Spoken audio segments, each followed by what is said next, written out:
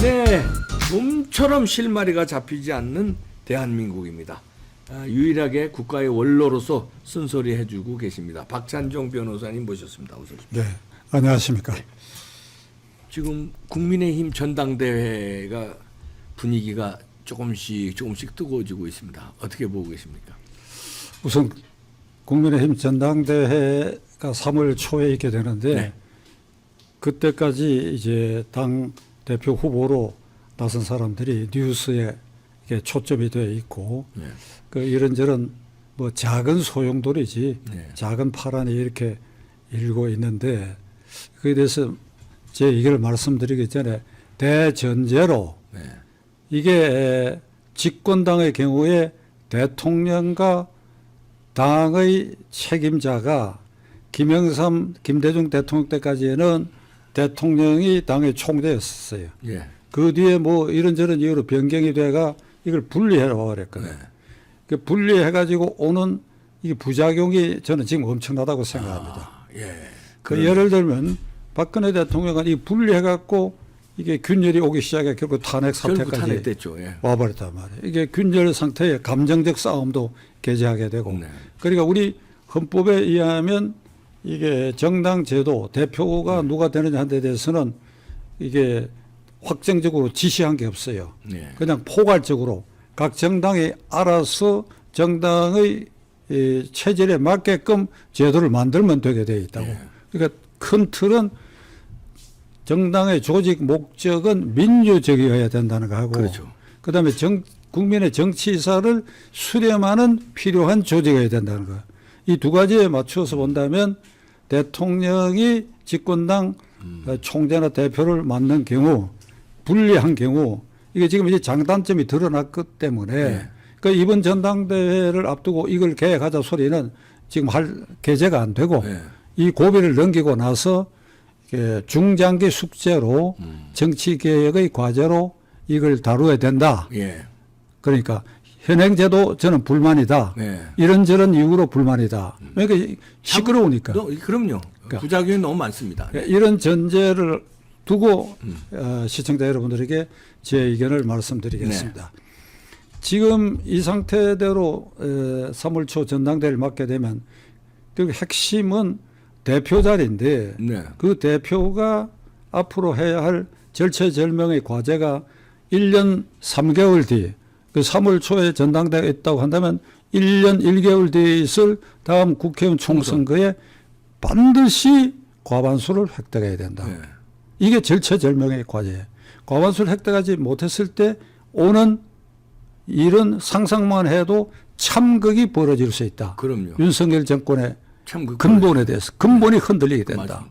그럼 대한민국의 근본이 또 흔들리는 그렇지. 겁니다. 탄핵 얘기까지도 나올지도 모른다. 네. 그렇다고 한다면 이 전당대회가 중요한 의미를 갖고 있고 또 당대표가 어떤 사람이 되느냐 하는 것도 굉장히 중요한 의미를 네. 갖고 있다. 이렇게 봤을 때 지금 전당대회에 당대표로 나서는 사람들이 면면을 보면 네.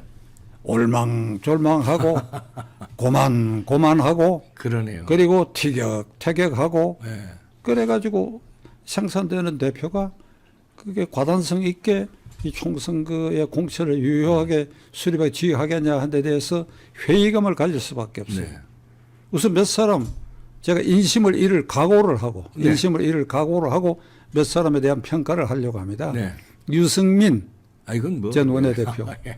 이건 전범이거든, 전범. 전범이죠, 유승민. 그러니까 제가 앞에 모두에 말씀드린 정당의 구조적 계획을 한다 그러면 원내 중심당이 돼야 되고 네. 원외 인사가 당 대표가 되면 안 된다.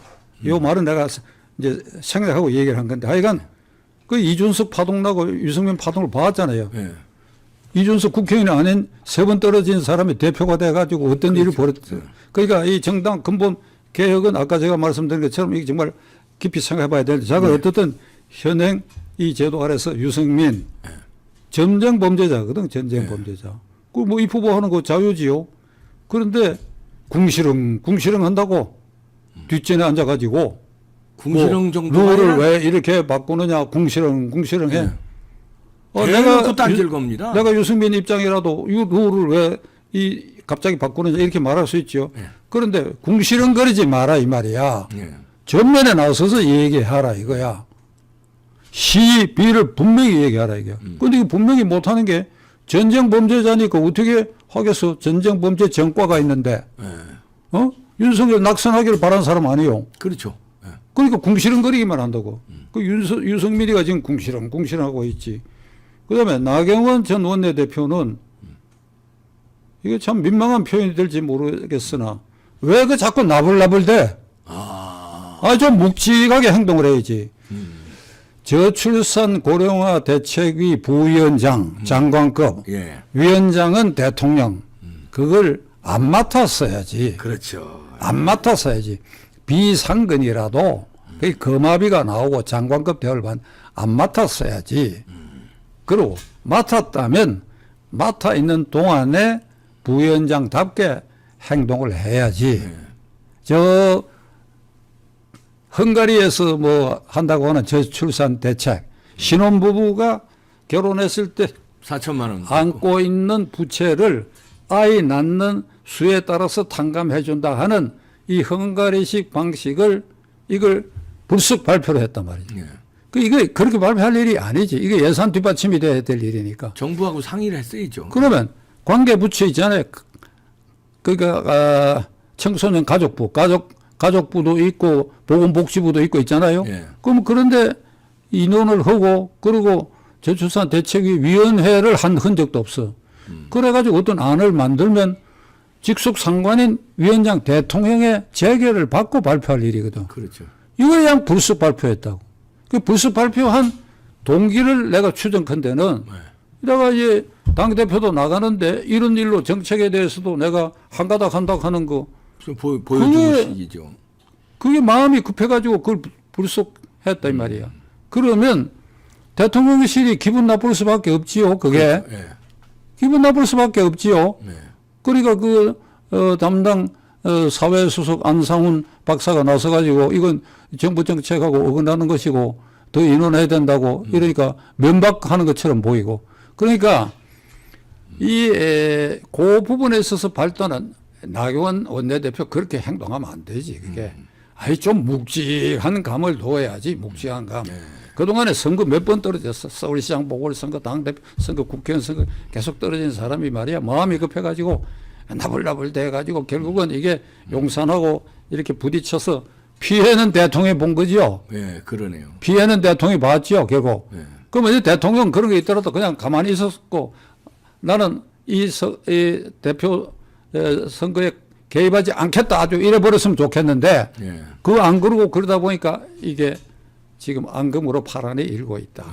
그 다음에 김기현, 안철수, 윤상현의 경우는 뭐 대정죽 지지율이라는 게 뭐 아주 낮잖아요. 예. 안철수 의원도 뭐 사실 모든 면에서 맛이 같고 철수 계속하는 바람에 윤상현 의원은 뭐 그렇게 뭐 대중적 인기를 얻을 만한 지금 요건을 못 갖추고 있는데 그런데 이 사람들이 티격태격한다고 뭘 티격태격하냐 윤심을 두고 티격태격해.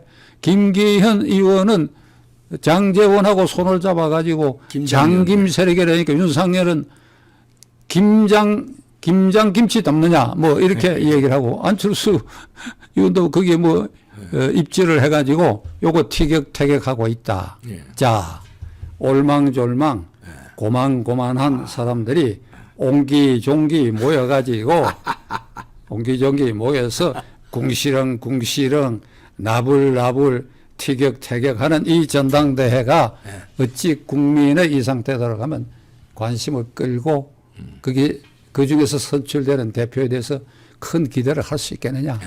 이게 찻잔 속에 완전히 잔물결이거든. 예. 그러면 누군가가 찻잔을 깨고 태풍처럼 깨고 예. 누군가 등장해야 될 거 아니냐 이 말이야. 왜 그러니까 이게 내년 국회의원 선거에 과반수를 획득해야 된다는 절체절명을 과제를 안고 이 전당대회가 있다고 한다면 그게 걸맞는 모습을 국민들 보여야 될 거 아니냐 이 말이야. 아주 대실망이요 현재처럼. 예. 이게 이 고개를 돌리고 싶은 마음이야. 예. 아니 누가 안 보이십니까? 그러면 누군가 이렇게 안 보여. 전청 변호사님 안 보여. 제가 지금 말씀드린 건 안 보이는데 그나마 지금 그 있는 그 사람 가운데도 아주 한번 멋지게 찻잔을 깨봐라 이 말이야. 아직 시간이 있지 않느냐 이 말이야. 깨면 어떻게 깨야 되느냐 내가 하나 방법을 가르쳐 줄게. 해주세요. 예. 내가 용산을 품겠다. 어이 대통령을 품겠다 얘기해야지. 대통령이 아니, 들으면 그 말은 비슷하게들 합니다. 내가 윤심이다. 윤석열 대통령의 성공을 위해서 내가 뭐 당을 잘 이끌 이 말들은 다 해요. 또. 아이 그건 지나간 일이고. 아, 예. 그렇게 따지면 이봉주 대표나 박찬종이나 할 말이 없나? 예? 우린 장외에 아주 허접쓰레기 지금 취급을 받고 있지만 우리는 할 말이 없나? 어? 그 추위에 우리가 무슨 짓을 해서 후보단이라 운동 어떻게 했어? 그 내막을 자세히 알면 윤 대통령이 한 번은 우리에게 눈길을 줘야 되는데 없잖아요.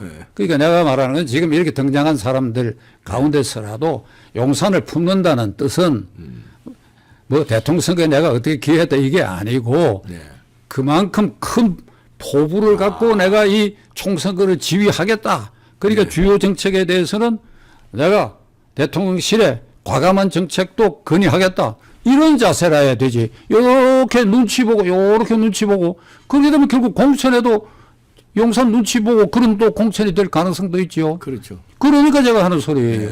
그러니까 용산을 크게 품어라. 뭐 이렇게 해가지고 대통령 모시고 하겠다. 대통령 중심제니까 대통령 책임제니까 모시고 하겠다. 그렇게 해야지요. 그러면서 주체성을 가지고 이 당을 내가 어떻게 하겠다. 올망졸망한 것들이 뭐 이렇게 뭐 나한테 이런저런 청탁하고 하는 일 있다. 이게 내가 절대 듣지 않는다. 이런 아주 큰 모습을 보여야지요. 이게. 그게 안 보이지 않느냐 이 말이야. 자, 왜 제가 이런 인심위를 각오를 하고 뭐 올망졸망 자꾸 이런 얘기를 한 데 대해서 당사자들에게 송구하기 짝이 없어요. 그러나 왜 이 얘기를 하는가 하면 이게 지금 민주당의 이게 경쟁자 또는 장애물이 이재명의 민주당 아니냐. 이재명의 민주당이 되게. 그런데 지금 이재명의 민주당, 그 다음에 국민의힘당, 이건 누구의 국민의힘당이라고 해야 되나? 윤석열의 국민의힘당도 아니고 잠깐. 국민의힘당과 민주당하고의 여론조사를 보면 이번 주 초에 국민의힘당이 조금 밀리긴 했는데 이게 들쭉날쭉 하잖아요. 들쭉날쭉 하다. 아니 범죄 덩어리 이재명이가 지도하고 있는 민주당과 국민의힘당 지지율이 하늘과 땅만큼 차이가 나야지. 그게 국민의 수준입니다. 왜 그러냐 이게. 국민의 수준을 타다기 전에 107명의 국회의원들 당의 주체 세력인 107명 국회의원들 반성해야지. 국힘당. 뭘 어떻게 해가지고 말이야. 전부 눈치꾼이 돼갖고 뭐 공천에 매달려고 어느 줄에 선보내느냐. 장재원이가 실세냐. 권성동이가 실세냐. 뭐 그런데 매몰돼가지고 말이지. 이거 이런 천박하고 범죄 덩어리인 이재명이 지도하는 민주당하고 어떻게 해서 정당 지지율이 들쭉날쭉 하느냐 이 말이야. 그러게요. 근데 더 심각한 거는 뭐 저는 이 검찰이 머지않은 장래에 이재명 구속하리라고 봅니다. 그런데 안 할 수도 있어요. 안 할 수도 있어요. 안 할 수도 있는 여러 이유는 내가 설명 안 드리겠는데 안 할 수도 있어가지고 이재명이가 낙마하지 않고 총선거를 치르는 상황도 생각할 수가 있다. 그게 자기들한테 그러니까 유리하다. 구속만 안 되면 유리하다고 보는 거예요. 그렇게 되면 어찌 되느냐? 이게 지금은 들쭉날쭉 하다고 하는 것이 아주 이 민심이 딱 갈려 있거든. 이게 지역별로도 그렇고 딱 갈려 있는데 문제는 이 중간층이야, 중간층. 중간층이 볼 때 총선이 다가오는데 이재명은 결국 방탄이 됐건 어찌됐건 간에 구속도 못 되고 이렇게 자꾸 가게 되면 어찌 되느냐? 이게 이재명이 간단치 않다. 이 민주당이 끈기가 있다. 이렇게 돌아갈 수도 있다라고 생각하는 사람들이 늘어나기 시작했대요. 저도 그런 우려를 갖는 쪽이에요. 그렇게 되면 어찌 되냐. 들쭉날쭉이 아니라 아주 민주당이 앞서는 쪽으로 가게 되면 선거제도가 어떻게 변경되든지 간에 국민의힘당이 패배하지요. 그 다음 둘째로 낙마합니다. 낙마하면 세 사람이 대표될 거 아니에요. 그거야 이재명이보다 나은 사람이겠지. 그렇겠지. 누구를 갖다 놔도. 누구를 갖다 놔도. 뭐, 김경수를 갖다 놓고. 누구를 갖다 놔도. 이낙연이를 갖다 놓고. 정세균이를 갖다 놓고. 정세균, 이낙연 갖다 놓으면 신사니까 어떻든 나을 거고 김경수를 갖다 놔도 그게 출마는 못하더라도 당대표는 할 수 있으니까 그렇죠. 갖다 놔도 세 사람 그 새바람 젊은 사람이라고 그렇게 될 거예요. 동정도 모을 것이고. 그러니까 어느 면을 생각하더라도 이게 난적이다. 이게 민주당이라는 게 그러네요. 민주당 난적이다. 자 그러면 그럼 새로 된 대표가 공천에 대해서 유효한 공천을 해서 바람을 일으킬 보관이 있느냐. 지금 그걸 얘기하는 그 당대표 후보 없어. 안철수 후보는 이런 소리 하더라고. 그건 외마디인데 네. 내가 대표되면 뭐 과반수 이상을 확보한다. 수도권에서 이러더라고. 그 우찌해갖고 되는지. 공허한 소리죠, 그건 다. 그러니까 how 어떻게 해서 하느냐. 그렇게 하겠다 하는데 그 하겠다 하는 방법이 뭐냐 이게. 그 청사진을 내놔 아무도 안 내놓거든. 그 지금은 티격태격 하는데 전부 신경들이 쓰여서 그런지. 제가 이 부분은 이게 엄청난 과제인데 첫째로 2년 반 전 지난 국회의원 선거를 반성할 필요가 있어요. 네. 그 지난 국회의원 선거 때의 공천을 반성해야 된다고. 그건 부패 공천이야. 네. 낙하산 부패 공천으로 김형호. 두 마디로 요약할 수 있어요. 그 김형호 위원장이 관리한 거. 참. 선거 후에 공천 잘못했다고 사과한다 그랬지. 이게 돈 거래 냄새가 물씬 나는 게 PK, TK 지역과 수도권에서 공천만 받으면 되는 지역에 누구를 갖다 앉혀도 된다고 하는 그런 지역에 이 돈 거래의 냄새가 불쑥불쑥 나. 그 중에 PK 지역의 어떤 지역, A 지역이랍시다. 공천 신청 마감이 예를 들면 오늘 5시까지인데 그 지역만 3시간을 늦췄어. 늦췄어. 그래가 그 3시간 사이에 한 사람이 들어왔어. 근데 그 사람이 낙하산 정책적으로 찍었는데 그 사람이 부잣집 아들이야. 그 지역 토건 건설업 토호로 돈이 엄청나게 많아. 그 국회의원 내가 얼마 안 있어가 그거 관계돼 가지고 말썽이 생기니까 지금은 탈당, 자진 탈당 무소속 상태야. 요런 데가 여러 군데 있어. 요런 건. 그건 돈 거래됐다고 하는 합리적 의심이 가는 게 형사소송법에 풍문도 수사의 단서입니다. 예.